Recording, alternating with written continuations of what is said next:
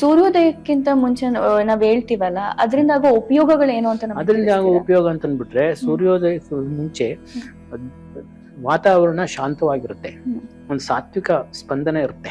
Okay. ಆ ಸಂದರ್ಭದಲ್ಲಿ ನಮಗೇನಾಗುತ್ತೆ ಅಂತಂದ್ರೆ ನಮ್ಮ ಏಕಾಗ್ರತೆಯು ಕೂಡ ತೀವ್ರವಾಗಿರುತ್ತೆ.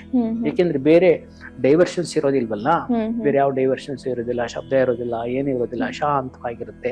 ಪ್ರಕೃತಿಯು ಕೂಡ ನಮಗೆ ಪೂರಕವಾಗುತ್ತೆ ಆ ಸಂದರ್ಭದಲ್ಲಿ. ಅದಕ್ಕೋಸ್ಕರ ಆ ಸಮಯದಲ್ಲಿ ಧ್ಯಾನ ಜಪ ಮಾಡ್ತಕ್ಕಂತಹದ್ದು, ಅಧ್ಯಯನ ಮಾಡ್ತಕ್ಕಂತಹದ್ದು, ವಿದ್ಯಾರ್ಥಿಗಳು ಬೆಳಿಗ್ಗೆ ಮುಂಚೆ ಎದ್ಬಿಟ್ಟು ಅಧ್ಯಯನ ಮಾಡ್ತಕ್ಕಂತಹದ್ದು ಬಹಳ ಮುಖ್ಯ. ಈಗಿನ ಕಾಲದಲ್ಲಿ ಅದೆಲ್ಲ ಹೊರಟೋಗಿದೆ ಅಲ್ವಾ. ಬೆಳಿಗ್ಗೆ 9 ಗಂಟೆಗೆ ಹೇಳ್ತಾರ ಅವ್ರು, ರಾತ್ರಿ 12 ಗಂಟೆವರೆಗೆ 1 ಗಂಟೆವರೆಗೆ ಗೊತ್ತ ಕೂತ್ಕೋತಾರೆ.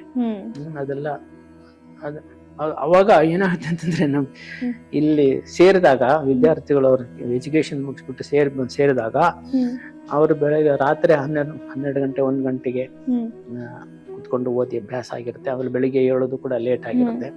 ಇಲ್ಲಿ ಸ್ವಲ್ಪ ಕಷ್ಟ ಪಡ್ತಾರೆ ಅವರು, ಬೆಳಿಗ್ಗೆ ಮುಂಚೆ ಹೇಳೋದಕ್ಕೆ ಸ್ವಲ್ಪ ಕಷ್ಟವಾಗುತ್ತೆ. ಕೆಲವು ತಿಂಗಳು ಸ್ವಲ್ಪ ಕಷ್ಟವಾಗುತ್ತೆ ಅವ್ರಿಗೆ, ಬಟ್ ಅಡ್ಜಸ್ಟ್ ಮಾಡ್ಕೊಂಡ್ಬಿಡ್ತಾರೆ.